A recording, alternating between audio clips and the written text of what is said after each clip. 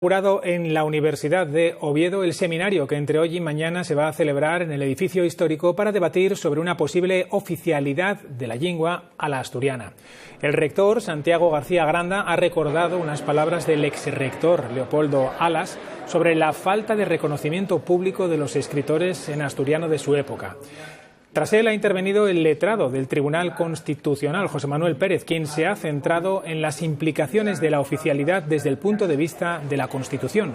Pérez ha asegurado que el sistema jurídico español impide que se pueda obligar a los empleados públicos a conocer una determinada lengua cooficial. Puestos de trabajo, y también lo ha dicho el Tribunal Constitucional, en los que no se puede exigir como condición de acceso, digo como condición de acceso, cuando no es necesario para desarrollar su capacidad. La obligación es de las administraciones públicas, no es para el funcionario en concreto.